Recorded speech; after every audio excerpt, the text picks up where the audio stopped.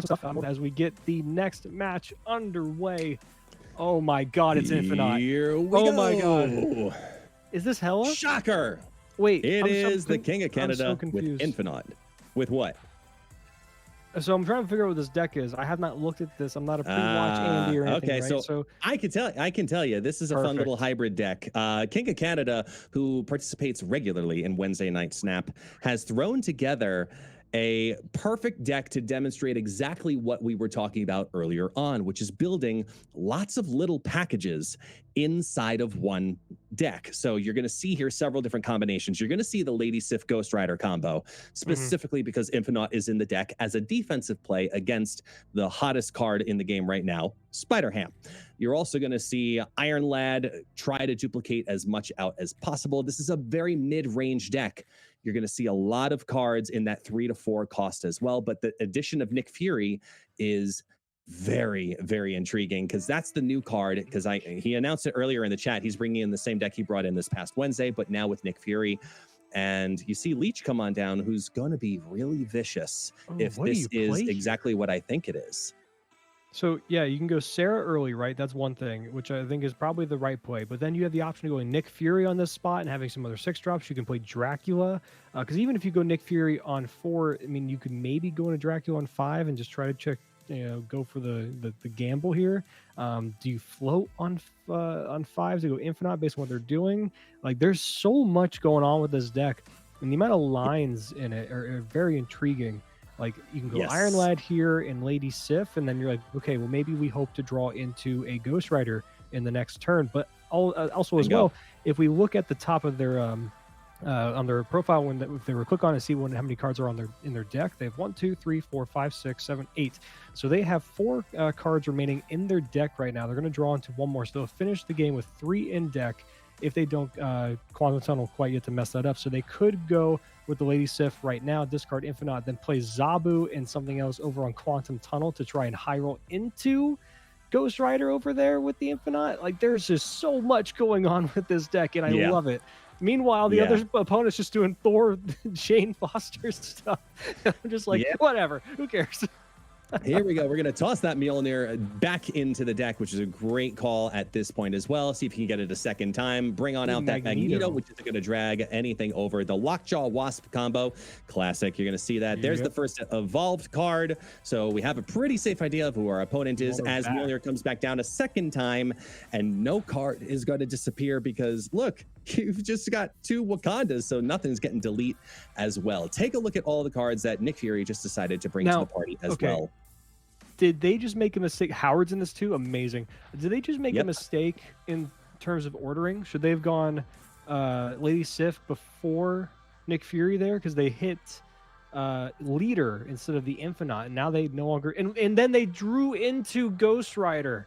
No! Because if I'm an Evo player, I'm probably thinking, oh, double hit on Thor already. I'm at 16 mid. I'm pretty confident with that. They could have snuck in Ghost Rider on Wakanda. They still can with the Leader play. I just don't know if it's as strong. I think there was a minor misplay in terms of ordering and sequencing on the part of... oh, my goodness. And there's Hulk mid. Yeah. So they do get Reduced Hulk, down Hulk. It's not going to be able to compete there. Oh. What a vicious combination as Leader comes on down, copies that 0 out Hulk. Dracula, if it hit just slightly different, that could have been a really, really strong combo. It's just anybody but him. Anybody but the Zabu. And it would have been a win. I think maybe they should have gone Doom left and then Zabu on Tunnel and trying to hit something bigger if there's anything left in their deck. Because then that would have given them left and then maybe right with the 5 up to 10v12. They would have had to hit anything over than a 2. So I feel like that might have been the line. But again, hindsight's 2020, right? Oh, and we get Project Pegasus. What is this game? This is amazing. With another now we're into the Quantum Realm, not the Quantum Tunnel, and we're just throwing out all of the energy. So take a look at the combos that you see. You're seeing more and more of how fun this deck is, right? Yeah. This deck has so much potential. You've got Quinjet, Zabu. Now, Think of the combinations that could drop out from this. You've got Quinjet going on with the brand new Nick Fury. You've got the Ghost Rider Lady Sif combo with Infinite hanging out in the deck. You've got Dracula also being able to pull on out with that. Zabu's reducing down things like Iron Lad, which can copy out that Sarah on turn number 2 to make everything cheaper for the entire rest of the match. This is a deck and a combination, and now a Nexus. And they already got the Hulk already down. dropped. I know. The Hulk is already down. This should be an instant snap for the King of Canada at this point. Just take on over the Nexus and just make it rain. Also with this style of deck, because Sarah drops on down, and Sarah, let's be honest, Sarah can pretty much go into almost any deck at this point in the meta right now. I might just float. I might just skip. So yeah, I would float so entirely much here. cheap working for you. Like, there's no reason to play Lady Sif. There's no reason to play Ghost Rider. Just hang on to everything, float, get that Sarah down, and you could even wait as late as turn 6 and make one giant mega play all at once, because it's so cheap to do so, knowing that you're going to get double Sarah potentially on turn number 4 as Lockjaw enters into the Nexus. Oh, okay. So this is what I'm thinking. Okay, you play Sarah now, and then you just do nothing on 5. I really think, because you're gonna have no, don't do it now. Because if you go Sarah, oh man, I'm driving insane right now. If you go Sarah now, just like mid or something, like right, and then you just float on 5. Also, why is Sunspot not on this deck? You float on 5, then you can just catch them completely off guard, and you can go Ghost Rider, Lady Sif all at once, and then maybe another card. I understand though, if they hit another 6-drop, is Infinite the only 6-drop in their list, or do they have other ones? Yes, it is the only one. Well, that Magneto is actually helping them a bit to get the Iron Lad. But now you can't play anything else except for that Ghost Rider over on the Nexus. Though, that is going to be really nice. But you kind of got to get ready to go with it now. So if you go, I think you do it now, because this deck's not playing Shang-Chi on the opponent's end. So if you go Ghost Rider now, along with Nick Fury, you have 3 cards potentially coming your way that can be really flexible and just get you where you need to go. I don't think you can comfortably not play Ghost Rider yet. As we see the snap from the opponent, do they not know what's coming? Have they not seen the writing on the wall for this Lady Sif Infinite thing? Apparently not, which means maybe they are pocketing it. It is only round 2, so maybe they are pocketing it still, understanding, okay, you're going to want to play this here. Go ahead, bring it on. I challenge you. So maybe the Ghost Rider call, yeah, they're going for it. It's a full 8-cuber going on into the final turn. Everyone has clicked waiting, and now we're just going. And it's like, do you have it? Do you not? They are challenging 8 cubes on Shang-Chi as Doc Ock comes down and pulls down that Sarah for free. That was a big safety move. It looks like because of that Doc Ock, we were wrong, and they did a great thing right there.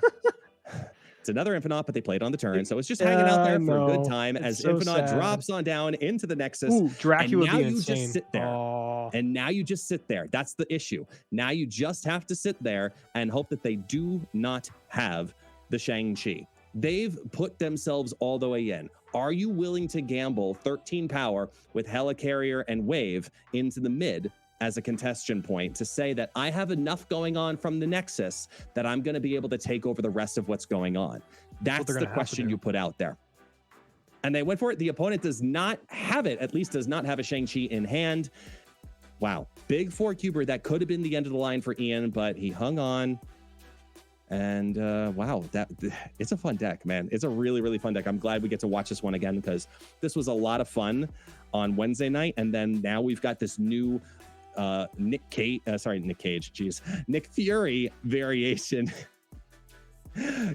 Ghost Rider's in the deck too. Okay, Nick Cage counts. So it does count. He works. So Howard the Duck. I mean, I feel like if I'm you, I think you're taking out Howard the Duck for Sunspot too. But this Lamentus comes on down. Wild match. Knowing that Lamentus is here with limited play, and knowing that Vormir is over on your left, and you're gonna potentially have to get something destroyed, and leeches in your hand on opening turn, I think you snap. I think you snap right away and sacrifice Quinjet into Vormir. Now there is something worth mentioning about you might actually sacrifice Wave on 5 into Vormir because Quinjet being down. Ooh, Sakar's really interesting too. Quinjet being down to be able to hit your Iron Lad is dead, right? Because he's just a 3/6 at this point. But Nick Fury getting your 6 drops to your hand is very powerful. You want to be able to do that with Quinjet, potentially to get an extra one down on 5 and 6. So you actually, honestly, you could omit Vormir completely at this point. I think you could. Potentially. Knowing that you've got all these 6 drops that are going to come on down from Nick Fury, and they're going to be reduced on down as Iron Lad copies. I think nothing. There's nothing in the deck at this point with Lamentis, so he's just a 6 power play, hanging out and having a good time. You've got Nick Fury, you've got Wave. You got really interesting combinations and cards here right now. I think I like your call of playing down the Nick Fury and then look at what's in your hand to decide, are you going one of those two? You've got Leech as a backup plan, which you could destroy because he's only 3 power. As they drop their Jubilee into Vormir to pull nothing, sacrifice and open it up. Oh, Doom is fantastic. I'm liking it. Wow, this is a really, really solid play right now. Hulk. So if they Hulk right into Sakar, they're basically saying, hey, you need to play something big here to contest. Though I do understand the Leech. I do get it. But I'm a little bit more in line of going Hulk right, then Doom right, and just saying, can you deal with that? Right? Yeah. And they retreat. So I think it was a good snap. What people might refer to as a boomer snap, right? On those turns 5 and 6. In this game mode, you pretty much want to believe them. But I think even if they had nothing, let's say they pulled garbage from Nick Fury there, right? Like they pulled like Null, Destroyer, and like some other 6 drop you don't really want, right? Or Spectrum. Agatha even. Or Agatha. Oh, that's my favorite. I love that. I think I would still even snap there because bluffing in that position with a Lamentis game is so strong that I think that's why I love this mode, because I've seen some people say that if your opponent boomer snaps you, I think it was actually a Bootman that said it on Twitter, if your opponent boomer snaps you on like turn 5 or 6 in Conquest, you better believe them. And I'm like, I bluff all the time in those spots. I have nothing, and people retreat. They respect it. It's a really interesting dynamic of this mode. It's the state, understanding your state of the game. This is wild. These are the coolest location variances we've had across these games. Yeah, so far. Yeah, hands down. And I mean, what's great too is that this deck is also adding in the greatest location variants as well, because you've got different ways that you can play this deck, 95 ways through Sunday, as you sit here on turn 4 with nothing to play. Man, dude, I wish there was... Okay, so you have Lady Sif coming. Now, there's a chance you could do something cheeky with the Arnim Zola. If you go... There's a problem. You go Lady Sif on 5. What was that? They're not drawing Lady Sif. They have 7 cards in their hand. Oh, no. So they're only going to draw it on turn 6. So now you've got to make the call. You can't float here for Infinite. You have to go. Here's the thing. High roll. If you did, for example, Sarah, to then pull both Lady Sif and Ghost Rider, you've got a 1 in 4 chance of it potentially hitting Destroyer. The other cards would be fine. Like the Arnim Zola combo that you're talking about, absolutely could be epic if it worked out perfectly, but it's a little too risky. So I like the Leech call. Try to maintain dominance, and they can play that Leech into Hellfire Club, because now you've got the point lead or point tie into locations. Yeah, no, I agree with you. So Leech hitting some cards like the Wasp and stuff like that is actually pretty nice, because you don't get the negative aspect of the Afflict. Yeah, you can go with Lady Sif, Ghost Rider. So what are you thinking? You thinking Lady Sif right, Ghost Rider left? I'm thinking just Leader and Hellfire. Leader and Hellfire. Because this deck combo, they're looking for highest power. And they have a potential chance at getting down something like a Vormir. I mean, not a Mjolnir, wrong ear, if you will. And here they go. drop it on down. They take the leader play. Mjolnir, as called, comes on down, rotates out on the Lockjaw. You're giving up the raft in that sequence because you know you're going to beat out something like a Doom. It's going to disappear, put out the original High Evolutionary. Here comes the Hulk, who's the big power play with the Wasp because of the priority. It's all gone, and they're taking it on top, which is what is going to give them that 4-cube win. Wow. Yeah, and there's leader working out like you want him to in this sense. That's really, really powerful. The only worry I would have had about leader in that instance would have been the high roll into like Doctor Doom, for example, on the mid, right? Like that area. That's where it would have been a little weird because that lockjaw throws off, like it makes the leader play not as apparent as like the correct way. But I do think it might have been the best one for them there. But yeah, this is awesome. And now we have Aunt May's. Just throw down. Imagine passing on 5, playing Infinite on Aunt May's. Just. That'd be brilliantly risky and mildly intriguing at the same time. As we have a hub that drops on down to, just for funsies, let's also throw in a hub and give more randomness to this to the King of Canada's hand right now, and he's taking it on Lady Sif. Early. The high roll potential of hitting it into Danger Room is pretty nice because then you get a high power play without the risk of actually Danger Room getting hit. I was thinking of like a possibility of like even trying to stack right to like manipulate that Aunt May to hit Danger Room and guaranteeing that spot. But it's whether or not that would work out and how you want. So what does Iron Lad hit here? It's Quinjet. Quinjet. So nothing right now is going to benefit from it because we don't have the Nick Fury in hand. But Lady Sif gets a little bit hurt as the Wasp disappears out and pulls out the Doc Ock. Doc Ock pulls that Ghost Rider.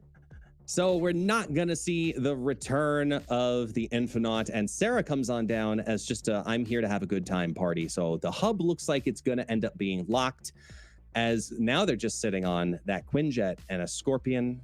And I got a rock. I don't know how you stay in this game.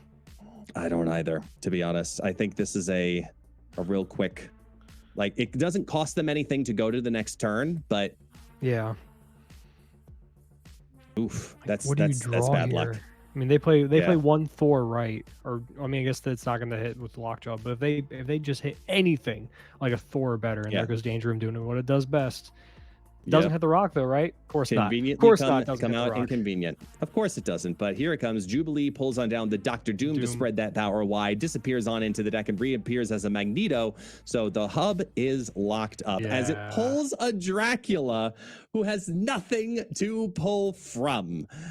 King of Canada, sorry on this one. Unfortunately, you've got nothing working for you here. So that's 2 more cubes. Give it another chance. Call it a day.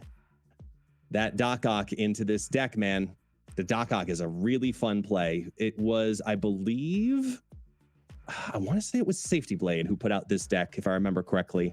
In the last 2 or 3 days, he put out a Doc. Somebody did. I think it was Safety Blade who put out a deck featuring Doc Ock into the Lockjaw situation. And now you can see some of the benefits as to why. Yeah. Let's see. Very interesting little tech piece that I'm actually kind of intrigued to try out myself. I've had Doc Ock be the bane of my own existence when I'm trying to play him. Like I mentioned, the Ghost Spider combo with him, and I just kept running into that junk deck with like Valkyrie and stuff. And you know what I always pulled down with Doc Ock? It was Valkyrie, which feels way worse than Shang-Chi. I'd rather you just kill him rather than like making him 3 power. It's like, well, this Ghost Spider sucks now. It's bar with no name. Ooh. Now what do you do? Because if you're the opponent, Ian, you've got a dead card now in your hand. You can't really play that Dr. Doom. Yeah, but here's what you do. Doc Ock, bar with no name. And just be like, I believe that this will work out for me. I mean, that's very risky because think about it. The actual point total of what's in the hand for more often than not is pretty low.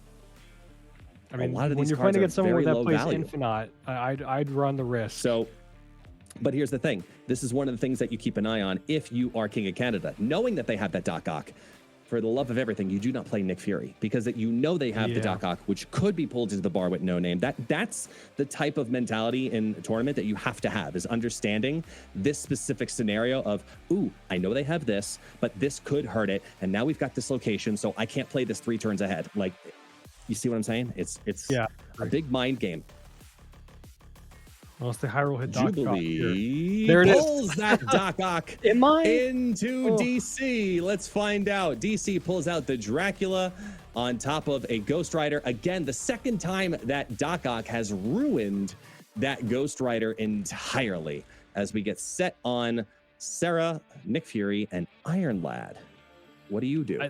I think this is still really rough. Like, there's no lane manipulation that they have access to in this deck, either player for that matter, and they're only playing Nick Fury. If I was playing, a Coulson, I may be willing to roll the dice and play Coulson right this turn if I had it, for example. Like maybe I hit Magic, right? Oh, it's turn 5. Never mind, we're a little bit late on that. So yeah, I don't know. That's rough. I think it's another retreat because. Well, look, you can Iron Lad on Dark Dimensions. Wouldn't you want to do that for higher power? Like, what do you possibly hit that's a negative aspect for you on Dark Dimensions? I guess you want to hit the higher power on Dracula, but you know they're going to play cards there, so you need to hit Infinite. They're going big on it too. They're just doing their full stack, saying that you're not going to play anything negative in the bar with no name. So Dark Dimensions plopping down the 8 power. Wave comes on down, gives a little bit of love over on there. Nick Fury comes on down, gives a little bit of uh-oh chaos, as Dracula now has a potential of only hitting 6 power, which either way wouldn't be enough. They got to hit the Infinite. They only pull the 6 power. It's not enough to do anything of value, so they're going to lose that tiebreaker going into round number, 6, 7, 8 at this point? This is a great match as Ian is hanging on to that last cube. High stakes, right? Whew, yeah. Oh, they're in high stakes. Definitely. Round 7. Sorry. Round 7 is what we're into right now as they sit on Zabu, Drac, and Iron Lad with a little bit of a shimmy shuffle coming up from the Starlit Citadel, heading into round number 2, going into New York. One of the most frustrating locations, in my opinion, because it always brings on straight up chaos. Yeah. When it comes to New York on my end, if I have a way to change the location, I always do. Storm, whatever, I prioritize that. Even with Starlit Citadel, that makes it really awkward for me for that idea. But when I play with New York in general, I usually opt for not moving my cards at all and letting my opponent do it. And I usually just omit New York from a power standpoint. I'd go for the other locations. I try to make them do the overthinking and try to do the big brain, as we see Collapse Mine mess up everyone's curves here. Oh yeah. But yeah, I want my opponent to make the mistake. I will try to win the other 2 locations. Thank you very much. Oh man. Do you still play something here? Yeah, I guess. I mean, you could technically move if you leave a space over New York. Float 5. Floating 5 is nice for Infinite.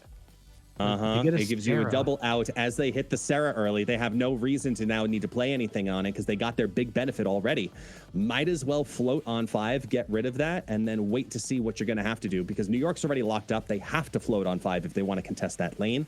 And it's going to throw enough confusion out there that this makes it a lot more fun. So I really, really, really like the idea of floating on 5 here, knowing that you're sitting on your Lady Sif. And let's see what Howard... There's the Ghost Rider. Ooh, and you've got the Ghost Rider plus another one. So you're sitting on Dracula, Lady Sif, Ghost Rider, like all of the chaos. And they're saying, I'm going to ignore New York. I'm actually shocked here. I get what they're doing, but I don't know if they have enough to keep on going over the top in the Collapsed Mine, because Wasp is going to come on down. I don't think they would have had enough either way. My issue with this, though, is the Dracula. I don't know, because you're going to hit 4 power on the Dracula is essentially what you're saying. And you're saying 4 power. This is a lose.